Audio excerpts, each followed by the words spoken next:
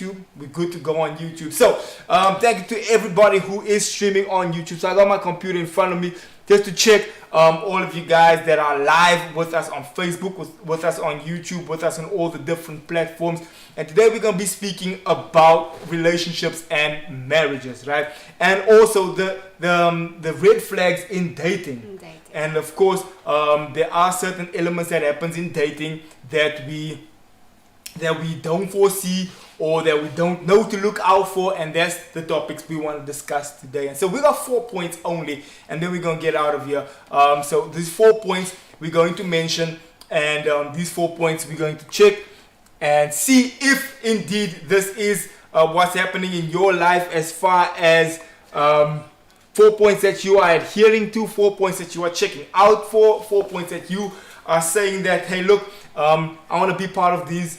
I want to apply these things to my life, or I want to, whichever way it goes. And so, of course, you guys are live and you guys are watching online. Please drop comments in the comment section. We would like to engage. We would like to speak about whatever it is that you want to speak about, and we would like to have that conversation going forward. So please have that conversation with us moving forward. So, guys, I think to start off with, the other day on our channel we were speaking about things our parents told us about marriage, and 6 years into marriage, we then thought, okay, let's see if these things were true, if these things really is something that really happens and apply. And so we found out that a lot of these things in marriage were in fact correct. Yes. And were in fact things that we needed to apply. And so one of the first points that we want to speak about in dating, again, 10 years ago, I got into youth ministry. Uncle was also in youth ministry out in Namibia, and we were obviously dealing with young people. We were dealing with people who had gone through different challenges, people who were dating, situations in dating, all that kind of thing. And so based off that just experience and just knowledge and stuff that we've seen and experienced, we want to mention some flags and some red flags that we want to see if we can warn you about today, so that you don't have to go down the same path. So the first point that we want to make today, as far as Jay, just pass my phone there, please, bro. I just want to check something. Cool, thanks, bro. So the first point we want to make today, as far as dating is concerned, is a big one, is peer pressure. Peer pressure is a huge point. And peer pressure, for me personally, I can understand peer pressure, because I guess people who are strong-willed and want to do their own thing don't generally want to go with, what everyone else says or what everyone else does. But what I have noticed and realized is that peer pressure is a thing. It is a thing for people to be feeling some sort of way about somebody else because all the friends are doing a certain thing, or a certain, all the family members are doing something, or your whole clique or your group that you are associated with are all doing something, and they make you feel uncomfortable because you're not keen on doing it, or you're uncomfortable about doing it. Yes. On that topic, it doesn't mean that because everybody else is doing it that it's the right thing to do. If everybody else is jumping off a cliff, are you going to jump off a cliff?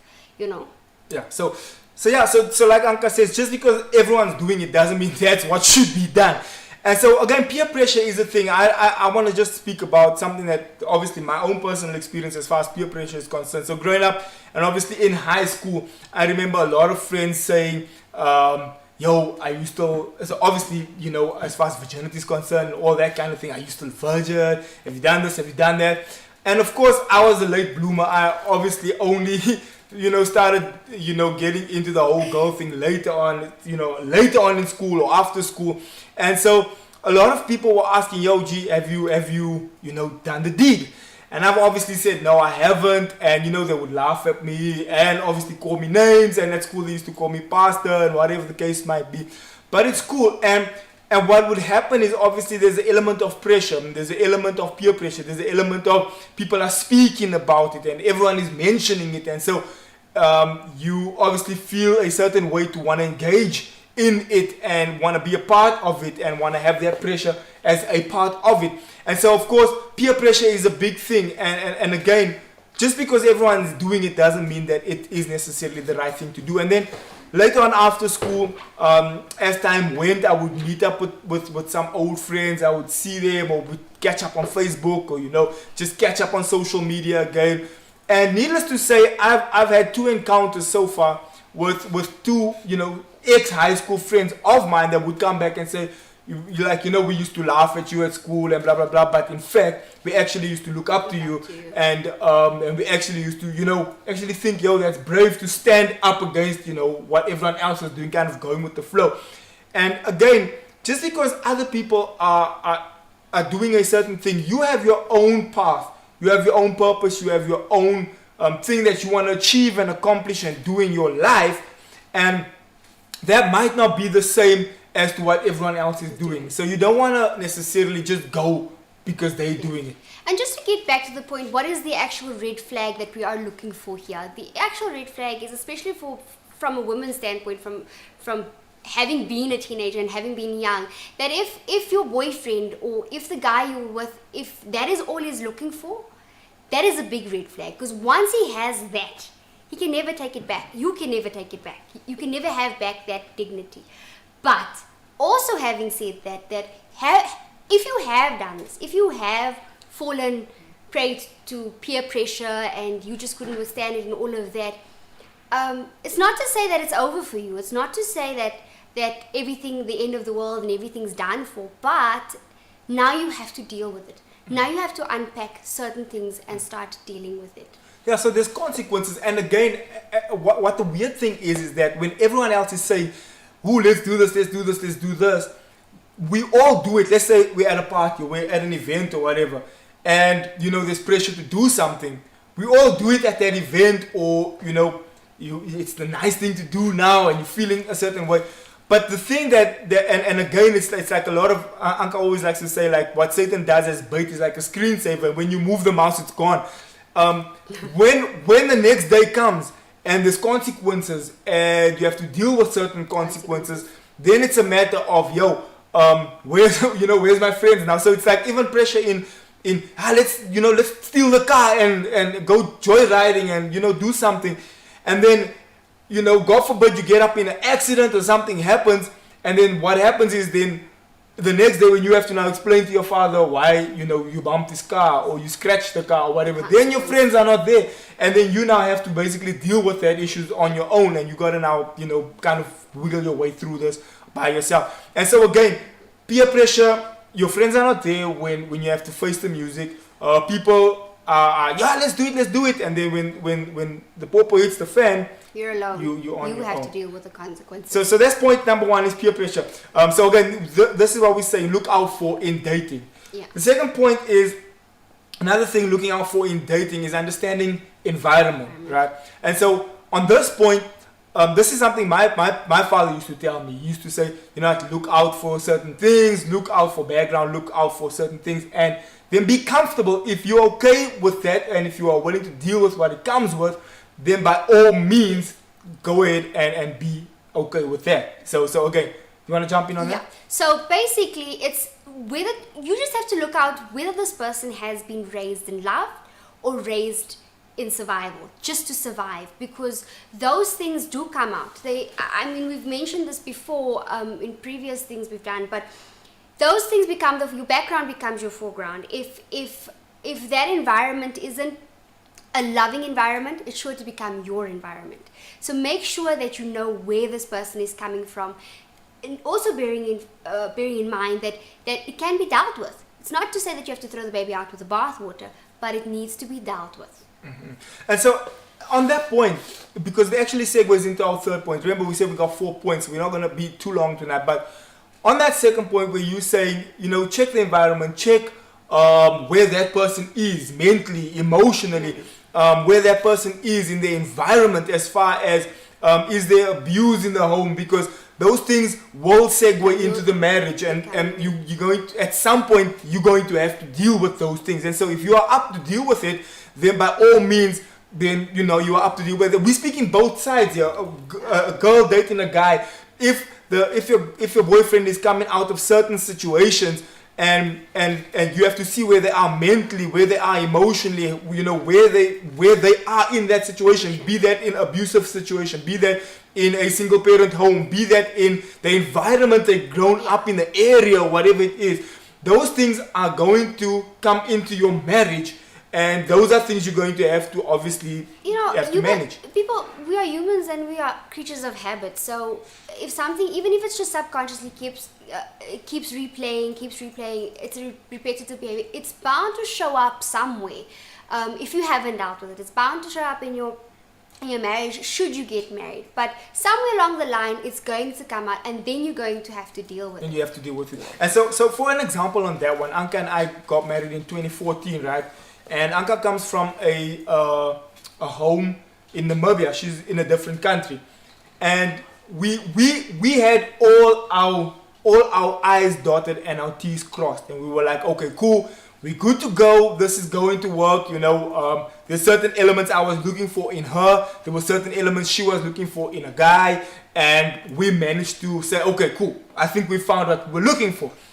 Needless to say, when we got married and we were in our own home now, all of a sudden we started realizing that there are fundamental issues that she was raised in a certain way, I was raised in a different way, and now we're in the same home, and now we have to figure it out. Now we have to create our own culture. Exactly, and that's creating culture. And so she would do things in a certain way, I would do things in a different way, and that would cause conflict in our now, which was dating, and now marriage. That would cause conflict in the marriage. I mean, from stupid things to who must pick up the shoes, to did you close the toothpaste, to those are trivial things.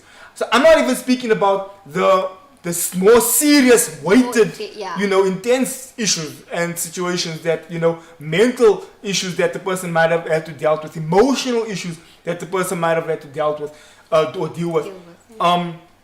So I'm saying, if those things are not kind of seen in your dating seasons, we're not saying, stop dating. We're saying that you should be game and up. But I have to say this.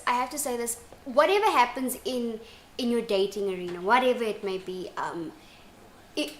negative especially, coming to marriage, if you get married and you carry that over into it, amplifies.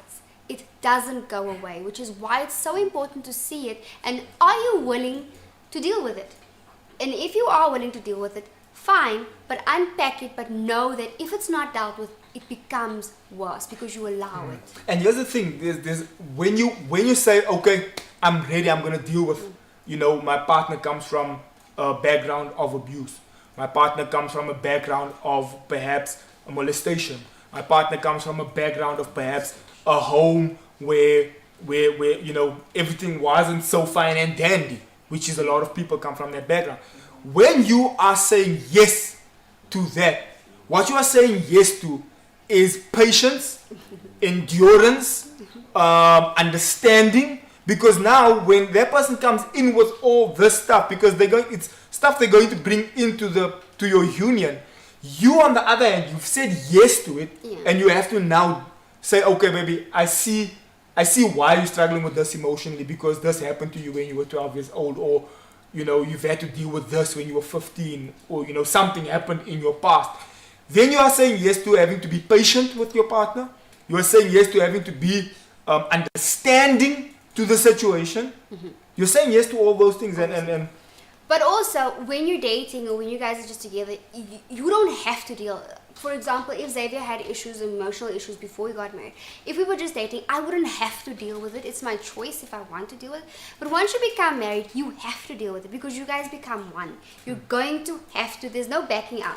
You've said yes that you're going to be enduring. You said yes that you're going to persevere through this, and you have to deal with it. And a lot of people, they don't. And again, guys, remember we're speaking about pitfalls or red flags in your dating season. Mm-hmm. That a lot of people end up getting divorced in the first year or two, because there was this pie in the sky of, oh no, we're in love and blah blah blah. And then when reality hits and you now have to deal with certain things, you realize, I'm tired, bro. I'm not up for this challenge. And then you end up wanting to back down from the challenge. So again, like I'm saying, if you're saying yes to those elements, then you have to say yes to endurance, perseverance, patience, understanding, to say that now I'm going to follow this thing through and I'm going to be okay with this thing. Okay, so we're not saying it's all bad, but we are saying you have to leave room for those elements. Can we move to the next point? Okay, the third point is now, which comes from that point, is the myth. And again, I'm going to say the myth that marriage makes it all okay. A lot of people think that, no, it will be fine when we get married. No, once you know we're already married, those things will fall into place. And it's a huge myth, because once you're now married, and I always say that, it now amplifies it. Because now you can't switch your phone off because your partner's irritating you, annoying you. You can't, I'm going back to my mother's house, she's going back to her father's house or mother's house. Because your partner is now frustrating you, irritating you, annoying you. You can't just say, you know what, forget it. You are now in the same house. You have to face each other. You are now having to see each other the whole time. You are now having to be in each other's presence all the time. Unless you find escapes. Like coming home late from work. Or going to your friends after work. Or which does happen. And it most likely happens. But you have to find a way to deal with it. This is where communication for you guys becomes such an important tool, where you guys need to speak about it. And if you can't solve that in dating already, that is a big red flag, because it's not going to go away. He's just not going to come home when you guys are married. Yeah, because the same way I ignored you when we were dating, like I switched my phone off, or you switched your phone off. Maybe share the story with the viewers today about what we've had to go through. So when we were still dating and I was in Namibia, and he would upset or I get upset about something, whatever, I just simply switch the phone off, because he's in a different country. I just simply don't have to deal with it. And if I put the phone off, no one's speaking to nobody. But the day we got married, I think a few days after that, we had a bit of an argument, and he said, no Hetekyo, now I have you. Because now I can't go anywhere. I'm in a completely different country. I can't go to my mother's house. I don't know where to go. I must be here in this room, and we must sort it out. I can't just switch off my phone. So we're stuck in dealing with this now. So our third point is the myth that dating after marriage makes it all magically disappear. And so you'll find in the first year or two in marriage that it doesn't just disappear, it amplifies, and you have to actually deal with it. You have to sit down, dissect it, have difficult conversations, have arguments, do whatever you need to do, but you're going to have to iron it out. And most likely you'll have to get help. You'll have to get help then anyway. This is why your premarital counseling and those things are so important. But it's important that you iron out these things way before you even speak about marriage, because they just get worse. It's like the snowball effect. The ball gets bigger and bigger and bigger, and one day it just hits you. It just knocks you over. Exactly. So can we move over to our fourth point, and then we'll probably be done. So our first point is peer pressure. Obviously, don't just because everyone's doing it doesn't mean it's the right thing to do. Our second point is understanding the environment. If you are keen on having patience, endurance, long suffering, and actually, going in for that challenge, if in the event that a partner is coming out of a challenging environment, then by all means understand that that's what you're getting yourself into. The third one is marriage makes it all go away. The myth that marriage fixes everything, it's a myth. It doesn't. You have to actually at some point sit down and deal with it. And then our last point, are we on the same page? Now, are we on the same page is an important one. Are we on the same page as far as our religion is concerned? Are we on the same page as far as... I think on all grounds, it's very important that you're on the same page. Because if you guys aren't vying for the same team, then you guys are just going to verse each other, and you're just going to be upset most of the time. It's just going to be arguments. And faith-based, because if Xavier was Muslim and I'm Christian, and we get married, he's going to expect me to become Muslim, and I'm going to think, but this guy must come to church with me. So you're already going to have disagreements on that. I'm going to go alone to church, he's going to go alone to mosque, depending on who is the greater one, who's going to dominate the argument or whatever. Yeah, and losing who you are in that sense in the marriage like that, it's not healthy. It's not a healthy environment, because you lose touch with with who you are, and also you lose touch with God ultimately. So again, are we on the same page as far as what is our belief system? Are we going to church? Are we going to mosque? Are we on the same page as far as how many kids do you want? Do you want 2, 3, 0, 4? What's your feeling about that? Do you not want kids? You know, what's your whole thing about, you know, nah, I don't believe we should have 3 kids because, you know, sometimes the kids feel out or whatever. I don't believe we should have 4 kids because then that's too many.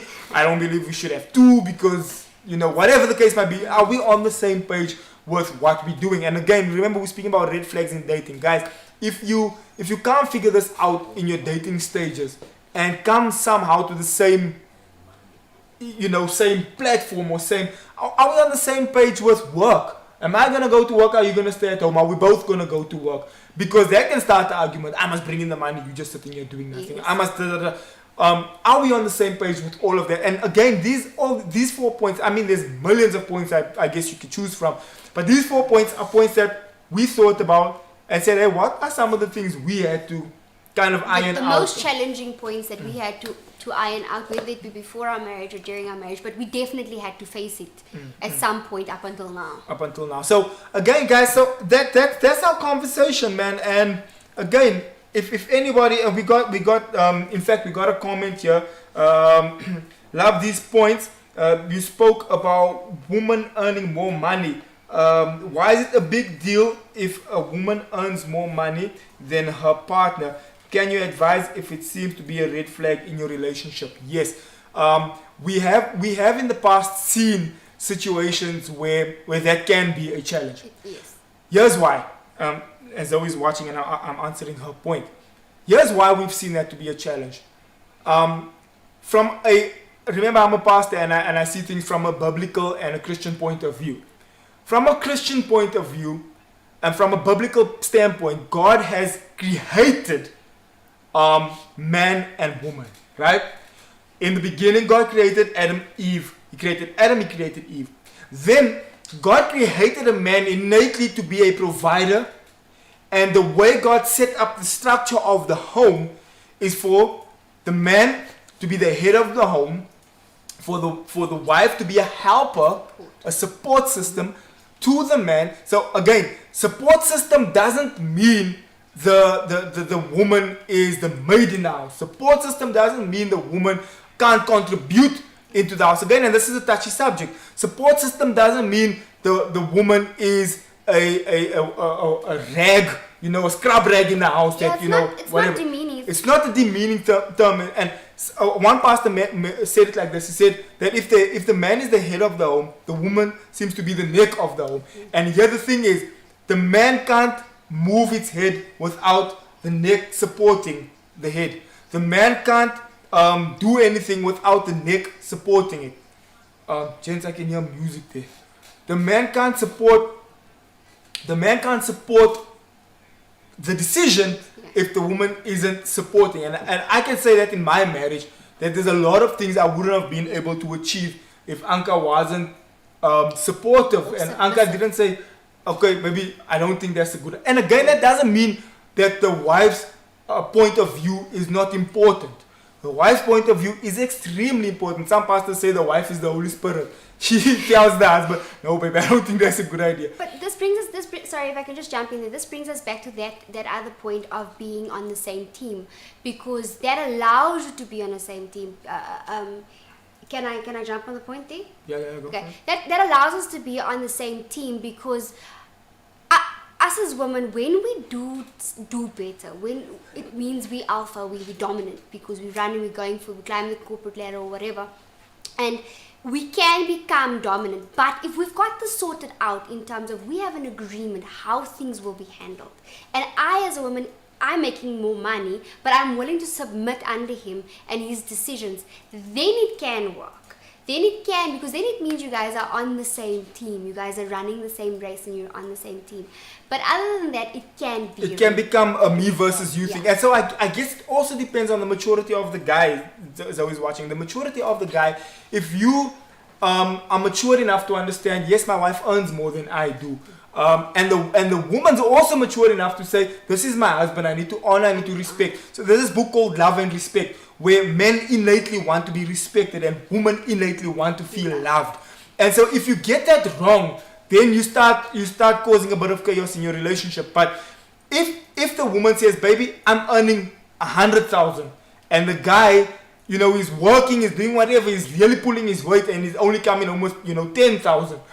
If the guy feels that disrespected in the relationship, like in terms of, I decide I'm gonna do whatever I want, go fly a kite. It's my money and blah blah blah, and the woman has that attitude and that arrogance about it's my money, you can go fly a kite. Then of course the man is gonna feel disrespected and gonna feel like, you know what? And if you wanna run the house, then run the house. If it's your money, then it's your money. And it makes a man feel disrespected in the fact that I can't provide for my family, I can't contribute towards anything, and I'm just kind of here. And that's how it is. But there's nothing wrong with a woman earning more. I think it's the element of the respect, the love. Have you put steps in place? If those steps are in place to remain in God's order, then yes. If I make 100,000, I'm willing to submit under my husband, and we make decisions together. Like even now, yes, he makes more money, but we are still supposed to be making decisions together. Yeah. So I think it comes down to respecting one another, having that communication, that understanding. Okay, baby, here's the money. What are we gonna do? Okay, baby, I think let's pay the house, let's pay the car, let's pay this, let's pay that, let's make sure school fees is sorted out. And you're open about it. Yeah, let's make sure everything. Okay, baby, we left with 50,000. What do you think? Okay, baby, let's invest. Let's buy another property. Let's do this. Let's do that. And again, so if you are matured, both parties are matured, and you come to a conclusion, again, where the biblical way is that the man is the head of the home, the father is the head of the home, and there's lots of biblical reference to substantiate that there's an authority figure when the father steps in and says, no guys, we're going to do this. No guys, I think this is going to be a better decision for us to make. And the woman, and I believe a lot of women want to be led. A lot of women want to feel like, yeah, my husband's got this sorted out. I can come home and I can relax and I can trust his judgment and his decision making. I don't want to be the one that's trying to be in charge all the time. I want to feel my husband's got this. I can relax. I can focus on some other stuff. There's a strong... Yeah, there's just nice correspondence here. Byron says, hi fam, quick question. Once you married, should a man listen to his mother or his wife? His wife. His wife. His wife, bruh. His wife. If you want to cause issues in a marriage, then come away from your mother. When you guys get married, right? And again, publicly. But when you guys get married and you guys do have an argument or these things that you're unhappy or unsure about, and you're not really gelling with your wife, like you and your wife are disagreeing on this, rather seek a counselor or someone outside, because what happens is when you speak to family members, your parents, you tarnish the way they see your wife, and when by the time you guys make up, then your parents or your family members still see your wife in that way, or your husband, or vice versa. So it's important to protect each other. So rather seek external advice in terms of a counselor or something like that. But yeah, here's the thing about that point, and I do understand it can become a challenge. It really can become difficult. But the thing about that point is that when the two become one biblically, the Bible says, and the man shall leave his mother and father and unite himself with his wife, and the woman shall leave her parents and unite himself with her wife. I will feel disrespected in the event that Uncle's father wants to make decisions in my house. I will feel disrespected. I'll feel like, yo, but this is, my family. I'm the father here. And now your father wants to tell us how to run our home. Likewise, she will feel like, but baby, I'm the wife and I'm the mother of my children. Now your mother's here in my house trying to control, things that's going on in my house. So again, it's a huge element of respect again between the two of you guys as to how we're going to go ahead and deal with this. So that's to answer that question, bro. But I do believe that your wife takes first preference now. Once you're married, your wife takes first preference over your mother. So so guys, but also not negating that your parents do have good guidance. If they have good guidance, say, watch out for this, don't do this, go back to your wife, go back to your house, go switch on the lights, those type of things. If they have good guidance, then yes, listen to your mother. Is there another question? Nah, that's it. And I think that's. I want to switch over to the Facebook page, see if there's any comment, interaction, engagement, anybody saying anything. Just to see if they. Let me see. And the internet is giving me a bit of a tough time over here. But again, guys, and sorry, I was on the YouTube channel and I was just checking some engagement on there, and I didn't manage to check out on Facebook what everyone's saying out here. But again, these are flags that you should watch out for. Don't wait until it's late. Don't wait until you're now already married and you're now already in the thing, and now you're trying to now figure this thing out. So yeah, here we got Joni. In any relationship, it's important. Oh, that's my mom. It's important to speak up if something is bothering you. That's true. Angelo says nonsense. I'm atheist and my wife is Christian, and I respect her beliefs. I respect. Again, like we said, it depends on the maturity of both parties. If you respect it, and again, are you on the same page? Yes. Which means that even if one is Muslim, one is atheist, one is whatever, if you are on the same page and you agreed, baby, I respect the fact that you're gonna go to church. I don't want to go with you. You've communicated about it, then it's yes. fine. You respect one another. Again, are you on the same page? So yeah, super proud of you. So yeah, guys, thank you so much.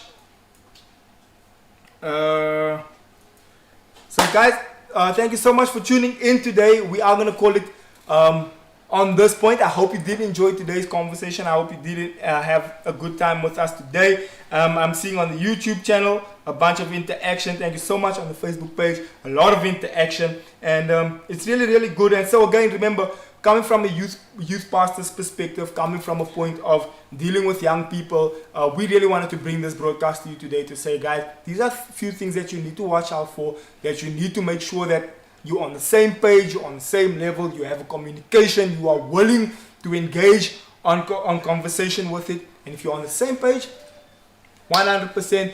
And like we said, if you're willing to put yourself out there and say, I'm open to deal with this and work through this, then, go ahead. All we're saying is that these are things that you need to be wary of and cautious of, and be okay with it before you go further and take it seriously. Cool. Are we good? Are we good? Thank you guys so much for tuning in today. Love you. See you on the next broadcast. Have a good day. Have a good Friday. Have a great weekend. See you on the next broadcast.